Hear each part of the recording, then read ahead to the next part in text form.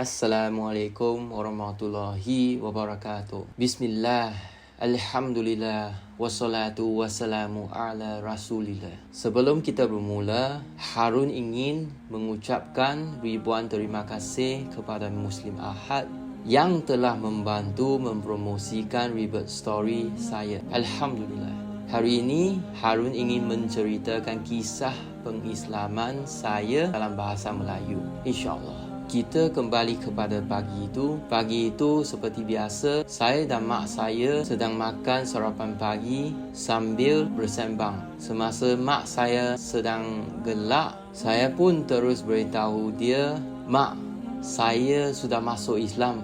Saya ingat saya selamat kalau saya beritahu dia apabila mood dia baik. Tetapi respon mak saat itu adalah, "Hah?"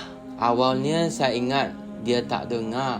Tetapi sebenarnya apabila orang perempuan kata "hah", bukannya sebab dia tak dengar, dia dapat dengar. Tetapi dia cuma nak confirm. Malahan dia sedang masukkan peluru dalam machine gun dan siap sedia untuk tembak. Tapi saya yang tak faham.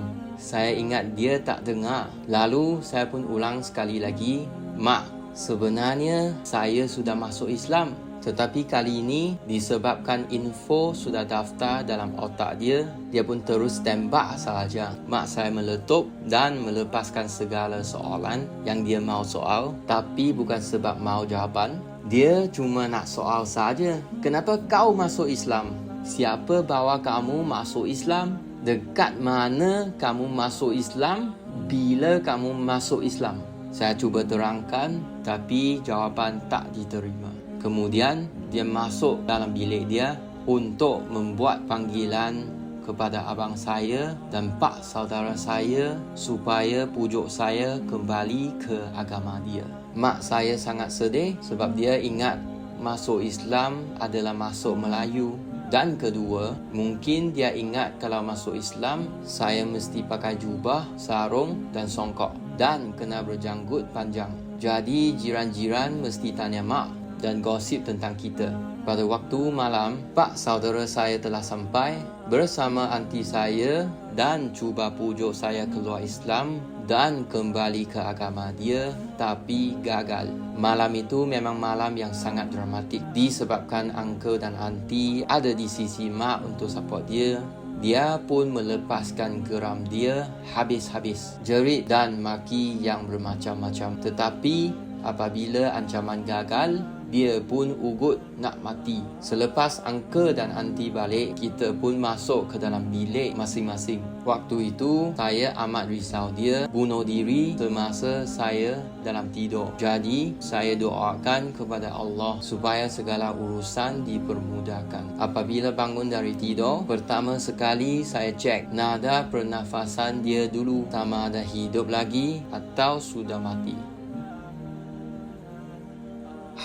Belum mati lagi. Alhamdulillah. Pagi itu, pak saudara saya sudah ajar saya minum kopi supaya kita dapat sambung perbualan kemarin. Tapi dia masih gagal pujuk saya kembali ke agama Taoisme. Lalu dia pun maki saya bodoh, anak derhaka, dan kata bahawa mak kau tidak akan memaafkan kamu sampai dia mati. Dan saya jawab, Allah akan bantu saya, InsyaAllah. Selepas pak saudara, giliran abang saya pula buat panggilan dari Singapura. Katanya nak tahu kisah pengislaman saya. Saya pun ceritakanlah. Kemudian selepas habis cerita, saya mula berasa ragu-ragu tentang keislaman saya sendiri. Lalu dia pun komen, "Sebelum ini awak pernah buat banyak keputusan yang salah. Kenapa kali ini awak rasa keputusan ini betul?" Saya jam dan memang saya rasa setuju dengan komen dia. Saya memang rasa solat jemaah dapat charge keimanan dalam hati saya. Tetapi selepas perbualan dengan abang, saya tidak lagi solat subuh dan isyak secara jemaah. Sebab saya fikir boleh lagi kalau nak murtad kalau ramai orang tak tahu dan tak kenal saya. Apabila ramai tahu, kalau nak murtad akan jadi susah. Jadi sementara waktu itu saya solat bersendirian dahulu, tidak pergi masjid lagi. Apabila iman kita makin lemah, bisikan syaitan makin kuat. Saya mulai fikir kenapa semua perkara dalam agama Islam ini dalam bahasa Arab. Nabi Arab, Quran Arab dan Allah pun Arab. Aku ini Cina, macam mana nak terima Islam yang Arab ini? Masa itu saya sesat dan sedih. Hanya Allah yang boleh tolong. Jadi saya pun cuba buka Quran untuk dapatkan nasihat. Tetapi makin saya baca, makin rasa sesat. Sebab apa yang saya dapat bukanlah nasihat yang lembut tapi keras. Apabila kita belajar tanpa bimbingan, syaitan akan mudah mengacau kita dan kefahaman kita menjadi refleksi kepada mood kita. Apabila saya sedih, apa yang saya baca rasa semakin pening. Kejahilan saya memuncak sampai ke tahap saya mula mencabar Allah. Lalu saya pun berkata, bukankah awak ini Tuhan saya, pencipta langit dan bumi, kun fayakun, lalu ia terus dicipta. Tapi apabila saya ada masalah, saya minta tolong daripadamu, awak langsung tak boleh menyelesaikan masalah saya. Jadi apa kegunaannya kalau saya sembahmu sebagai Tuhan? Kalau kamu Tuhan saya, tolonglah tunjukkan sikit tanda-tanda yang boleh meyakinkan saya. Apa yang terjadi seterusnya memang di luar sangkaan saya. Sesuatu yang memang luar biasa. Pada keesokan hari, Harun pergi bekerja seperti biasa dan selalunya di tempat kerja, kita kena lalu satu pondok kecil yang mempunyai patung Natukong. Biasanya, saya dan rakan sekerja akan sembah patung itu lebih kurang macam sujud dalam Islam sebelum keluar dari bangunan. Kita Cina biasanya akan sembah macam ini.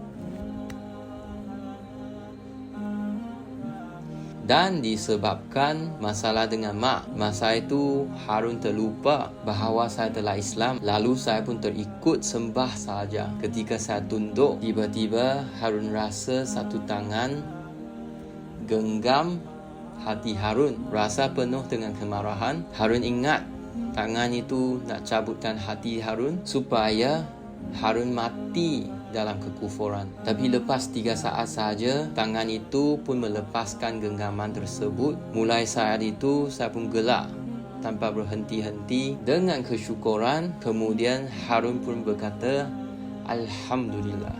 Sebab Harun telah menyaksikan Allah memang Tuhan saya. Kejadian ini telah menjadikan amaran kepada saya supaya jangan berdekat dengan kesyirikan. Alhamdulillah, Harun telah memeluk Islam selama 5 tahun dan sekalipun tidak tinggalkan solat setakat ini. Dan dalam tempoh 4 bulan, Harun telah menjalin semula hubungan dengan mak. Kita pun boleh berbual-bual macam biasa. Dan Alhamdulillah, bulan Oktober ini memang special sebab Harun telah membawa mak masuk masjid dan melihat suasana dalam masjid.